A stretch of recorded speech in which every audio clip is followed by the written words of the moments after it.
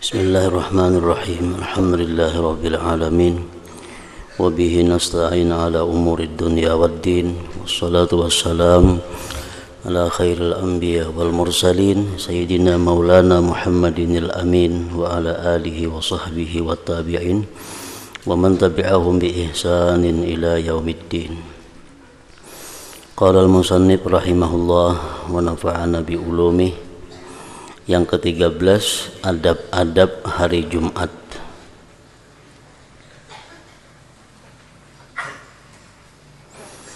Ketahuilah olehmu bahwa hari Jumat itu adalah hari raya bagi orang Islam. Jumat itu adalah Idul Muslimin, hari raya bagi orang Islam, yaitu hari yang mulia yang telah dikhususkan oleh Allah Subhanahu wa taala kepada umat Nabi Muhammad sallallahu alaihi wasallam.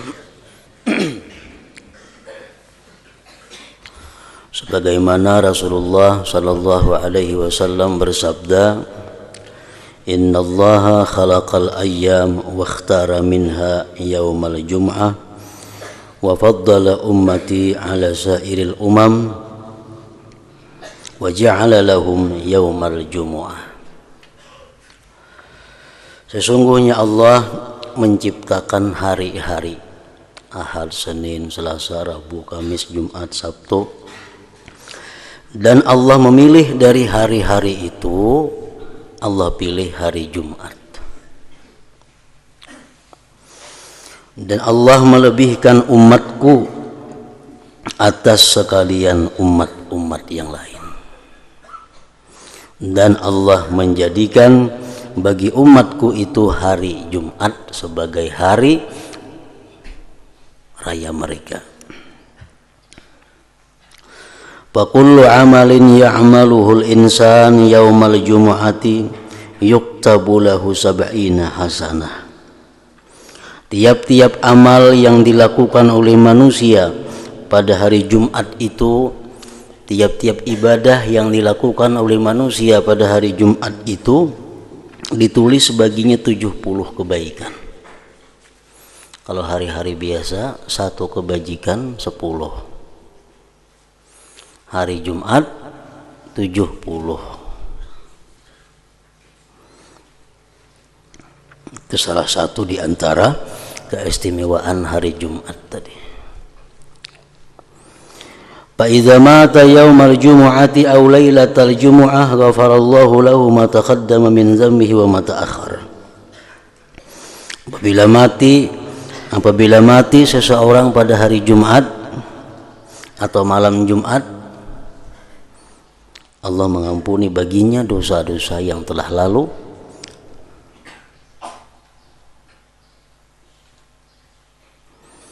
dan dosa yang akan datang. Dalam hadis lain disebutkan, man mata yaumal jumu'ah aw lailatal jumu'ah kutiba lahu ajru syahid wa wuqiya fitnatal qabr. Barang siapa yang mati pada hari Jumat atau malamnya, ditulis baginya pahala mati syahid dan dipeliharakan daripadanya fitnah kubur. Asal yang mati itu orangnya muslim, asal yang mati itu orangnya Islam dan beriman.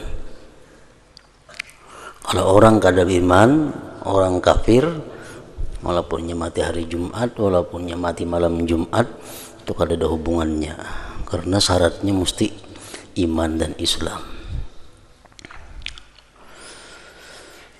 Hadis menyatakan bahwa siapa yang mati pada hari Jumat atau malam Jumat ditulis baginya pahala syahid dan dipeliharakan daripadanya fitnah kubur. Artinya selamat menghadapi ujian munkar dan nakir.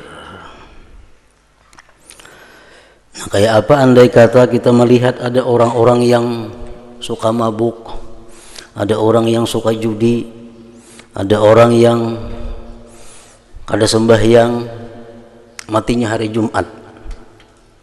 Itu antara dua. Ada kalanya orang tersebut mati dalam keadaan tidak ada iman, artinya imannya dicabut sebelum mati. Jadi walaupun mati hari Jumat kada jadi masalah, walaupun matinya malam Jumat kada jadi soal karena imannya sudah dicabut sebelum mati. Atau boleh juga orang itu ada punya keistimewaan tertentu di sisi Allah yang kita kada tahu. Walaupun pada zahirnya kita lihat orang itu pemabuk, kita lihat zahirnya orang itu penjudi, penzina, kalinya mati hari Jumat atau malam Jumat. Nah, barangkali orang tersebut ada punya ibadah khusus yang disenangi Allah, yang hanya Allah yang tahu, sehingga dapat keistimewaan matinya pada hari Jumat itu. Kita biasa melihat, kita biasa menyaksikan orang-orang yang secara zahirnya fasik, sekalinya mati hari Jumat. Nah, jadi kada usah bingung, kada usah heran itu.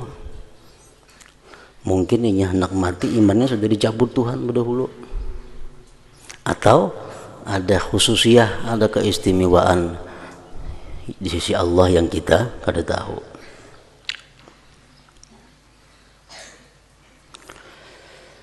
Dan pada hari itu, hari Jumat maksudnya,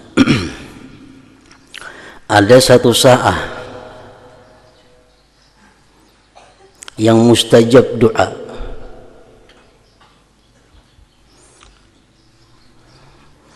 Satu saat itu artinya bukan 1 jam kada. Itu hitungan lahzah, hitungan detik. Nah, jadi di hari Jumat itu ada detik-detik. Artinya kalau kita berdoa panjang limpua sudah. Ini hitungan detik saja. Dan pada hari itu ada satu saat yang mustajab doa. Ada detik-detik yang mustajab doa. Tiada membetuli akan saat itu oleh seseorang yang mukmin dengan doanya, kecuali Allah akan memberi apa saja yang ia minta. Allah berikan apa? Aina ma yurid, benda yang dia kehendaki, asalkan benda itu memang ada jatah untuk kita. Misalnya kita dijatahkan oleh Allah naik haji, kan ada jatah dalam takdir ketetapan Allah pada masa azali, pada masa bahari, pada alamul arwah. Kita ini dicatatnya ada orang, termasuk orang yang naik haji, berarti kita ada jatah ngarannya. Nah, kenapa kita hari Jumat berdoa, ya Allah, aku minta kepada Engkau supaya naik haji pada ini tahun. Pas kita berdoa itu di saat detik-detik yang mustajab tadi. Nah, pada tahun itu dia naik haji. Pada tahun itu juga dia naik haji. Tapi kalau sesuatu itu yang kita minta itu kebetulan di luar jatah kita, di luar jatah, kita ditakdirkan Allah kadang naik haji ini tuh. Pas kita hari Jumat, detik-detik yang mustajab itu kita berdoa, ya Allah, hamba minta naik haji, maka jatahnya kadang naik haji nih. Nah, digantikan Allah dengan yang lebih baik pada itu dan disimpankannya untuk dinikmati di akhirat kaina. Jadi tergantung adanya jatah atau kada jatah itu dulu di situ.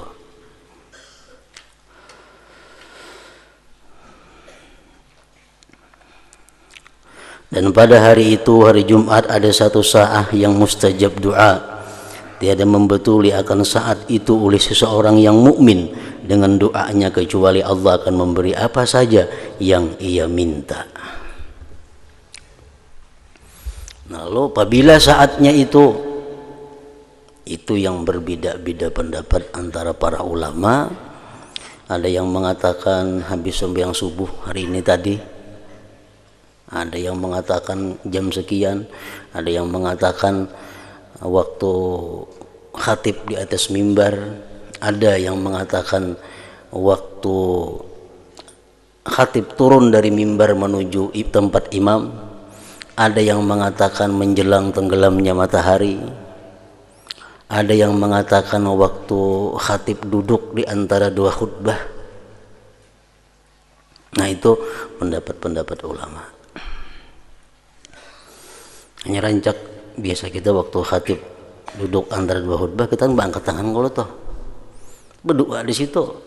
Jangan mengadakan selawat si muazin itu. Kita berdoa waktu khatib duduk antara dua khutbah, si muazin membaca Allahumma shalli ala Muhammad itu, kita nang hadir ini berdoa, karena menurut satu pendapat ulama detik-detik yang mustajab itu di situ andaknya. Jadi jangan beranai di situ. Nah, amun sembahyang mun khutbah hari raya itu kada termasuk. Kan khutbah hari raya kan dua khutbah ya kalau ada si khatib duduk kena. Nah, di situ ada, bukan tempatnya doa. Jadi ini duduk antara dua khutbah Jumat.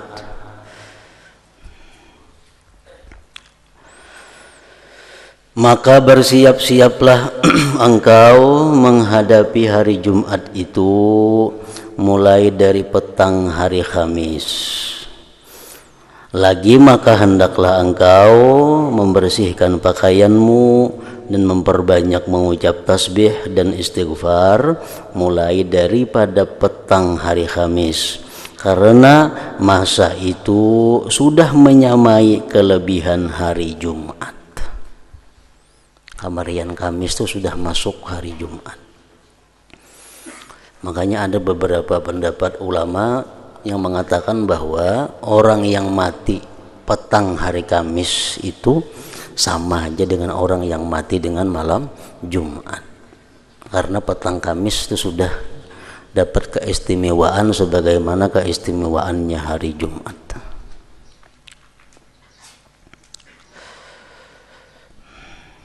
Bahkan ada pendapat ulama yang mengatakan mulai habis zuhur hari Kamis. Ada yang mengatakan mulai habis zuhur hari Kamis sudah masuk bagian Jumat.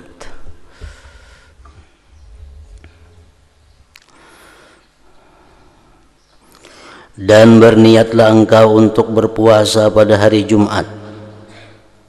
Itu andai kata kita puasa hari Jumat itu kadang melemahkan tubuh kita untuk melakukan pekerjaan-pekerjaan Jumat.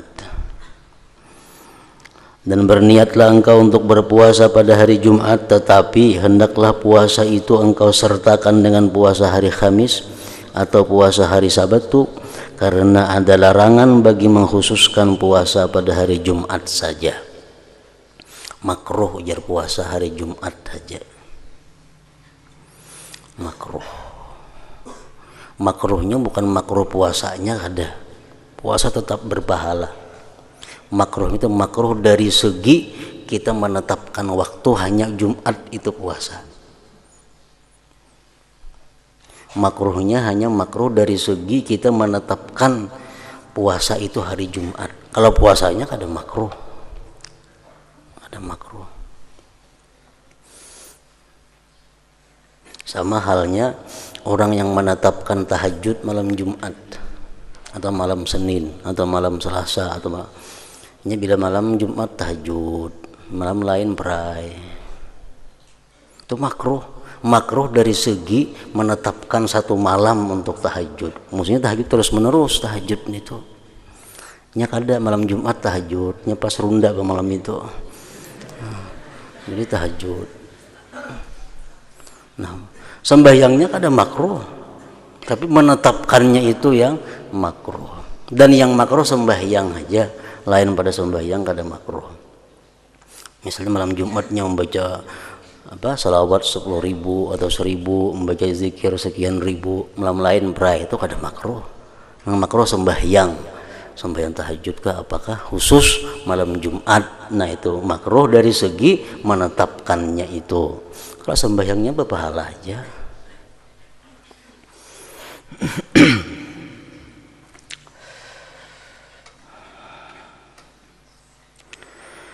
Apabila engkau berada di pagi hari Jumat, maka hendaklah engkau mandi.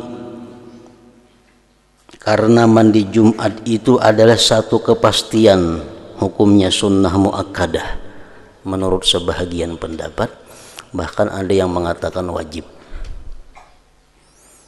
Makin barak ke masjid, waktunya mandi Jumat makin baik. Misalnya ke masjid jam 11, mandi setengah 11 makin bagus. Kalau mandi jam 8, tulak jam 12, hilang sudah baunya. Kalau berpengaruh lagi mandi tujuannya supaya menghilangkan bau-bau yang kada nyaman di awak. Jadi ke masjid itu bersih, nyaman. Makin parak hendak tulak makin bagus.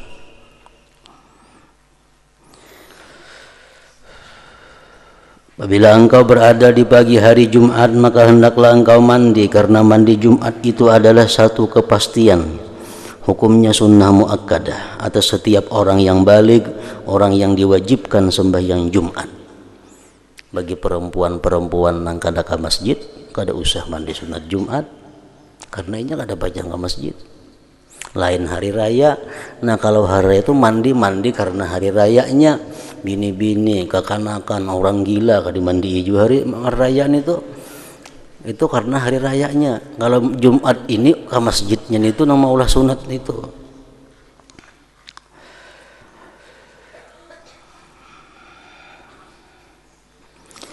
Dan bersungguh-sungguhlah engkau dalam menyucikan badanmu dengan mencukur bulu ari-ari misalnya, dan mengendam misi misalnya, memotong kumis dan memotong kuku, dan menggunakan siwak, dan segala cara-cara bersuci.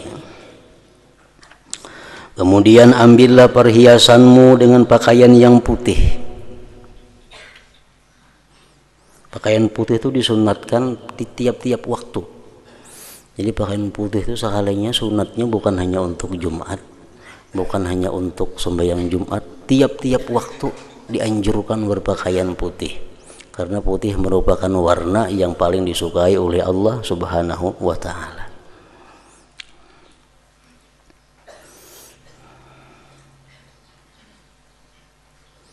Karena itu lebih disukai di sisi Allah Ta'ala.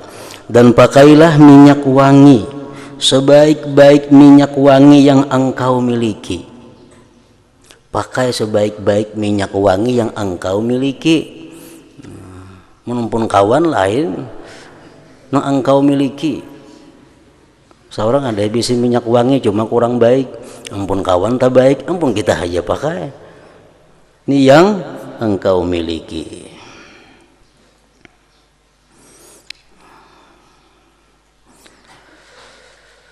Minyak wangi berharum-harum termasuk kesenangan Rasulullah Sallallahu Alaihi Wasallam di dalam dunia ini.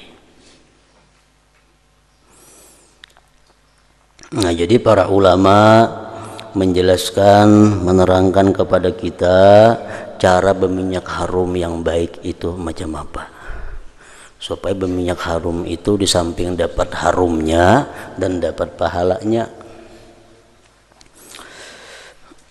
Ujar mereka menyebutkan, para ulama kita menjelaskan bahwa berminyak harum itu menjadi baik, menjadi pahala apabila kita punya niat yang baik. Punya niat yang baik. Yang pertama, niat kita berminyak harum itu adalah ibtigha mardatillah, menuntut kesenangan Allah. Karena Rasulullah bersabda, man tatayyaba lillah jaa yaumal qiyamah wa rihuhu atyabu min rihil misik. Barang siapa yang berharum-harum karena Allah, maka dia datang pada hari kiamat, baunya dia lebih harum daripada bau kasturi. Jadi berminyak harum, tujuan kita pertama adalah ibtigha mardatillah, menuntut keridhaan Allah. Yang kedua, berminyak harum tujuan kita apalagi ittiba' sunnati Rasulillah sallallahu alaihi wa alihi wasallam, mengikuti sunnah Rasul, mengikuti sunnah Nabi. Padahal Rasulullah berminyak harum itu daripada kepada aja. Awak sidin pun walaupun kada berminyak harum tetap semerbak. Badan sidin walaupun sidin kada berharum-harum tetap bau harum. Bahkan mengalahkan harum minyak harum yang paling harum. Sahabat Nabi tahu di sini bekas Rasulullah duduk karena ada bau bekas harumnya. Sahabat-sahabat Nabi tahu bahwa ini jalan pernah dilewati oleh Rasulullah karena ada bekas baunya. Orangnya kan ada lagi sudah hilang, tapi bekas yang berjalan bau harum itu masih ada. Nah, jadi kalau beliau itu berminyak harum itu hanya untuk ta'lim, mengajarkan kepada kita. Nah, kita berminyak harum untuk mengikuti sunnah. Wa min nashri tibihi ta'attarat turuq wal manazil. Ini kalau tuh wa min nashri tibihi ta'attarat turuq wal manazil. Dan dari semerbak bau harumnya Rasulullah, jalan-jalan pun, tempat-tempat pun menjadi harum. Yang kedua, kita berminyak harum itu tujuannya adalah tarwihul malaikah, menyenangkan malaikat.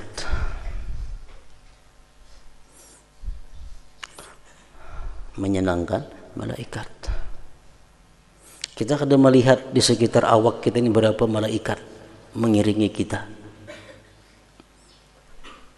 Makinnya orang takwa, makinnya orang yang saleh, makin banyak malaikat mengiringinya, malaikatur rahmah. Jadi bukan hanya mengiringi kita ini malaikat rakib atid, kada, lebih daripada itu. Ada malaikat hafazah, malaikat yang menjaga diri kita. Kita guring, pernah samut masuk ke hidung kita, pernah samutlah masuk ke telinga kita. Kada biasa dengar kita lagi orang guring ngemasukkan samut. Kenapa? Karena ada malaikat hafazah yang menjaga kita. Nah, malaikat yang di sekeliling kita ini, kalau kita harum nyaman inya. Kita kada harum kayak kita juga kawan kada harum kayak apa? Nyaman lah.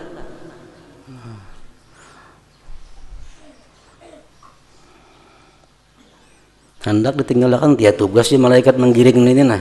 Padahal bawa bana awaknya cuma tugas bana ama iringin ini. Jadi supaya malaikat tuh senang diharumi awak nito. Nang ada ka orang, kada ada ka orang, yang penting harum. Tarwihul malaikah, menyenangkan malaikat.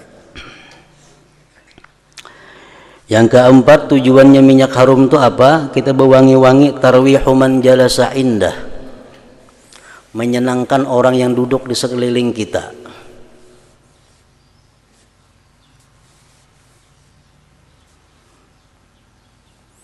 Kawan dihiga nyaman duduk juga, bau harum.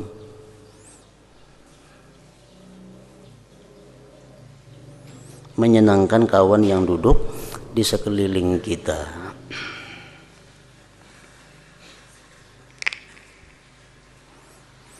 Yang kelima, tujuannya berminyak harum apa? Dab'u rawaih al-mu'diyah li ghairih. Dab'ur rawaihil mu'diyah li ghairih artinya menolak bau-bau nang kada nyaman bagi orang lain.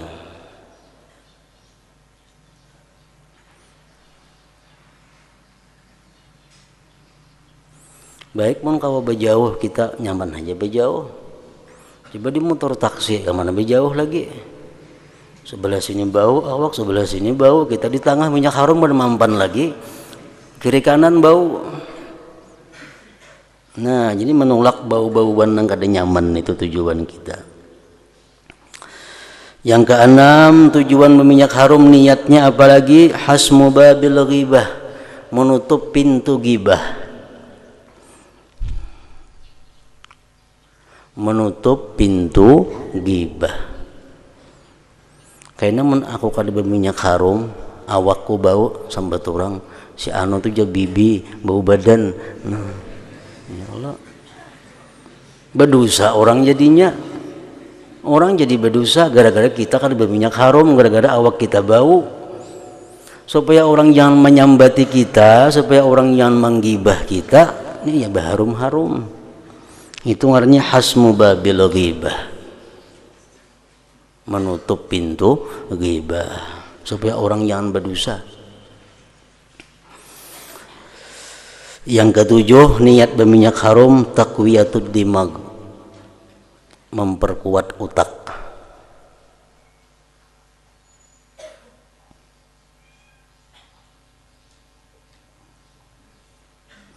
Itu sudah diuji.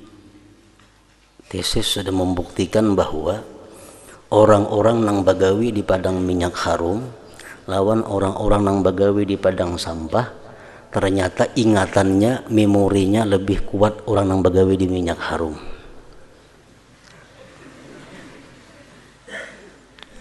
Hafalannya kuat orang nang bagawi di minyak harum ketimbang orang bagawi di tempat bau-bau nang kada nyaman.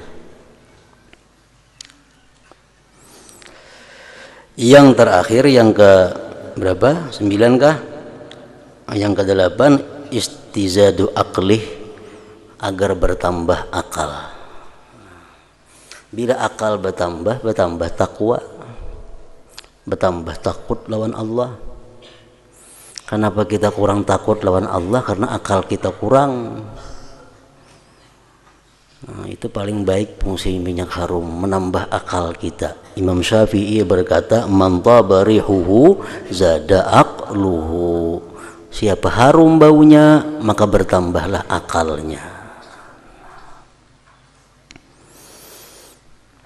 Nah, jadi 8 macam kita berniat berminyak harum, 8 macam dapat pahala. Sekali kita berniat nih tuh, sekali pertama aja berniat minyak sahaja aku berminyak harum untuk mencapai keridaan Allah. Yang kedua, mengikuti sunnah Rasulullah Sallallahu Alaihi Wasallam. Yang ketiga, menyenangkan malaikat. Yang keempat, menyenangkan orang-orang yang di sampingku. Yang kelima, menolak bau nang kada nyaman bagi orang lain. Yang keenam, menutup pintu ghibah. Menutup pintu ghibah. Yang ketujuh, memperkuat utak. Yang kedelapan, menambah akal. Sekali hari ini aja berniat, kayaknya isok saja aku berminyak harum, niatnya kayak semalam. Nah itu aja lagi, lagi kayak itu aja, niatnya kayak semalam.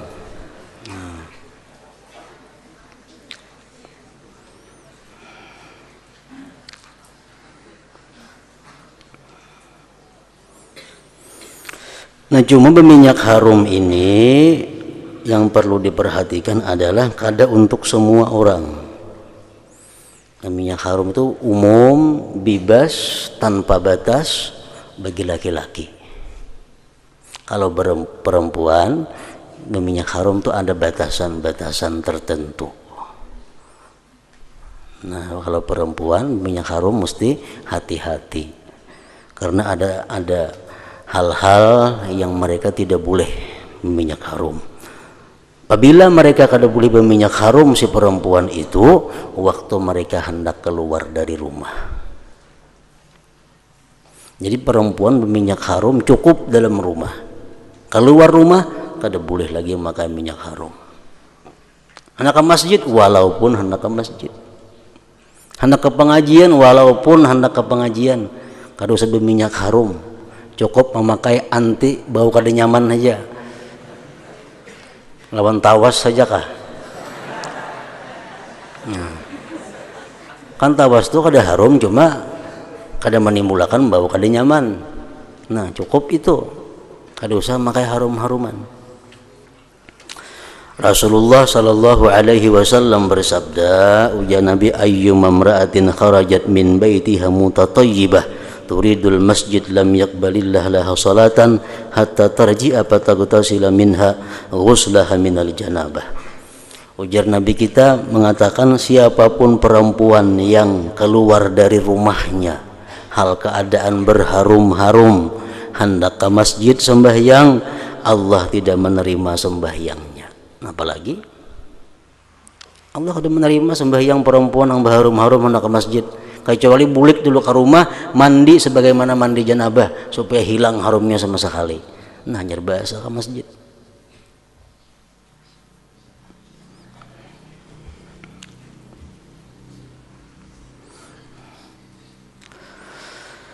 Nah, sesudah berminyak harum dengan minyak harum yang sebaik-baik engkau miliki, setelah itu bersegeralah engkau pergi ke masjid dan berjalanlah dengan perlahan-lahan dan dengan penuh ketenangan.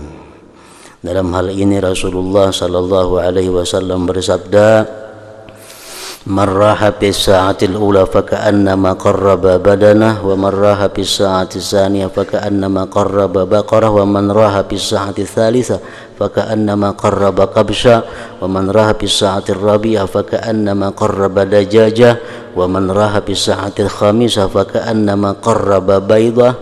Qala fa idza kharajal imam tuwiyatis suhuf wa rufi'atil aqlam wa ijtama'atil malaikah indal mimbar yastami'una dzikr. Artinya, siapa yang pergi ke masjid pada hari Jumat pada jam yang pertama, maka seakan-akan ia berkurban seekor unta. Dan siapa yang pergi pada jam yang kedua, maka seakan-akan ia berkurban seekor lembu. Dan siapa yang pergi pada jam yang ketiga, maka seakan-akan ia berkurban seekor kibas. Dan siapa yang pergi pada jam yang keempat, maka seakan-akan ia berkurban seekor ayam.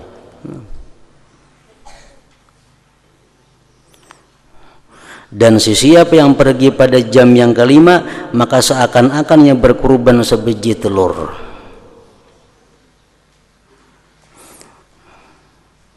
Jadi dibagi ya waktunya, mulai timbul matahari sampai anggaplah jam 12 bagi 6.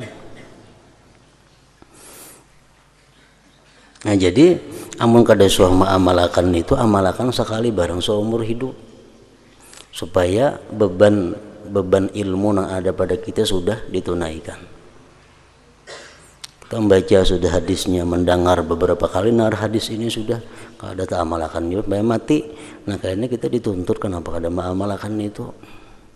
Mungkin kita pernah sekali barang seumur hidup ada sudah kita keringanannya, bahwa kita sudah memperdulikan, sudah mengamalkan. Walaupun sekali seumur hidup, tolak mulai sembahyang subuh ke masjid,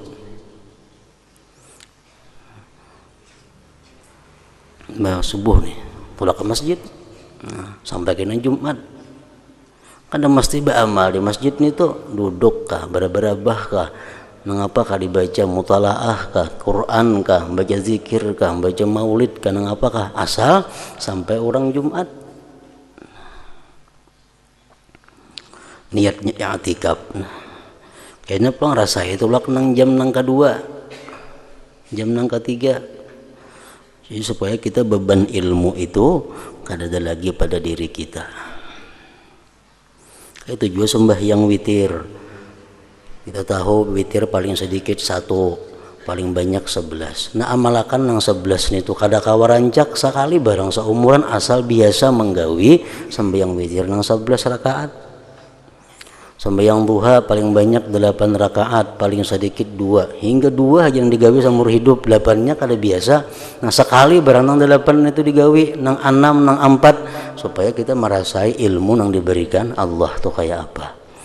Kayak itu mestinya.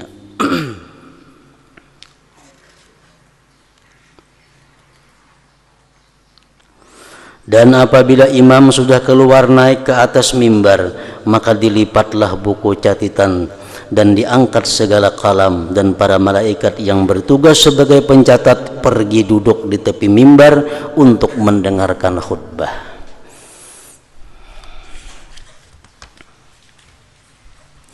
Dan diriwayatkan Dan diriwayatkan bahwasanya kadar hampir seseorang hamba ketika melihat Allah pada hari kiamat nanti adalah berdasarkan kepada kadar segeranya orang itu pergi ke masjid. Jadi kita melihat Allah Subhanahu wa taala di dalam surga. Kedekatan kita melihat Allah dalam surga itu tergantung kelamaan kita duduk di masjid menunggu Jumat itu. Makin kita lama menunggu Jumat di masjid, makin sungsung tulak ke masjid itu, maka makin parak karena kita melihat Allah Subhanahu wa taala di dalam surga itu. Dan ada diriwayatkan bahwasanya kadar hampir seorang hamba ketika melihat Allah pada hari kiamat nanti adalah berdasarkan kepada kadar segeranya orang itu pergi ke masjid. Apabila engkau masuk ke dalam masjid, maka tuntutlah saf yang pertama. Saf pertama cari. Karena Rasulullah menyatakan innallaha wa malaikatahu yusalluna 'alas sufufil muqaddamah. Allah dan para malaikat, Allah memberikan rahmat, malaikat memintakan ampun kepada orang-orang yang sembahyang di saf pertama itu. Hadis lain mengatakan law ya'lamun nas ma bin adzan wa saffil awal thumma lam yajidu illa ayyastahimu alaihi lastahamu. Andai kata manusia, kata Rasulullah, mengetahui betapa besarnya pahala azan dan pahala saf pertama itu, kemudian mereka berebut kada dapat kecuali berundi, niscaya mereka berundi. Nah, itu saf pertama.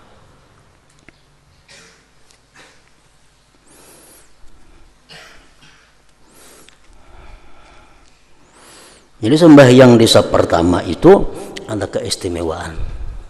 Apa keistimewaannya? Ya tadi Allah selalu mencurahkan rahmat kepada dia, malaikat selalu memintakan ampun kepada Allah terhadapnya.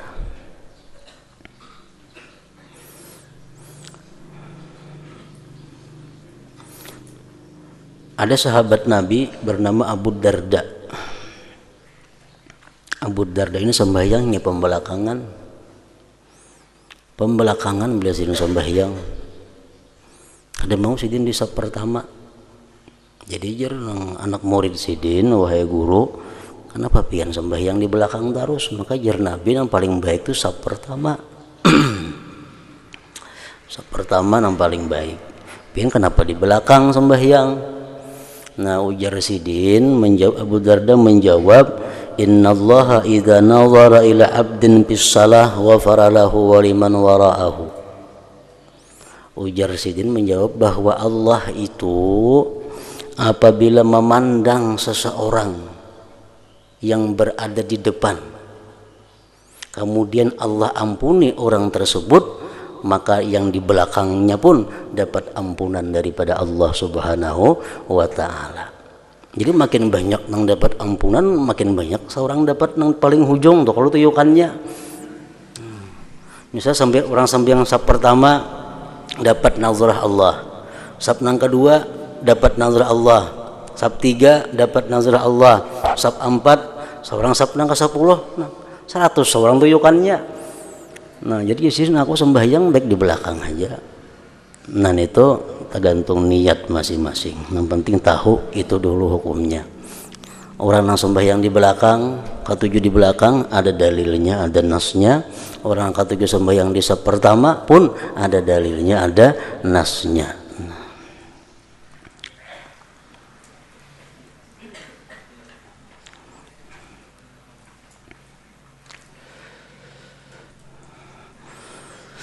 Apabila engkau masuk ke dalam masjid, maka tuntutlah saf yang pertama, tetapi jikalau orang sudah ramai, maka janganlah engkau melangkahi bahu-bahu mereka.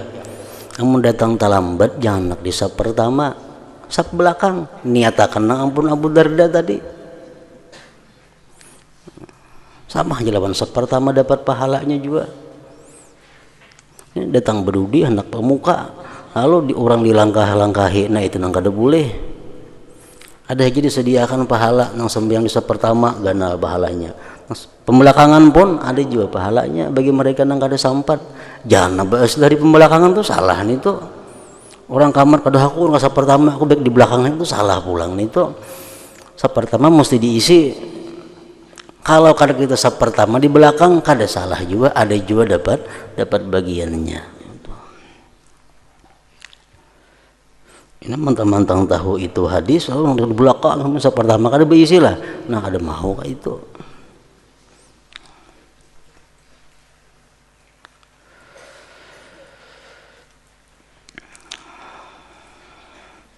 Dan janganlah engkau lalu di hadapan orang yang sedang sembahyang, kada boleh. Dan pilihlah tempat duduk yang berdekatan dengan dinding atau tiang, sehingga orang tidak melintasi di hadapanmu.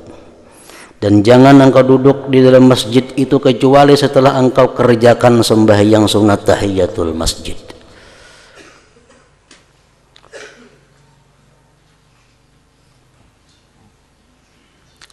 Tahiyatul masjid. Makanya rancak orang azan tuh kalau orang terlambat datang, sudah orang azan hanya datang.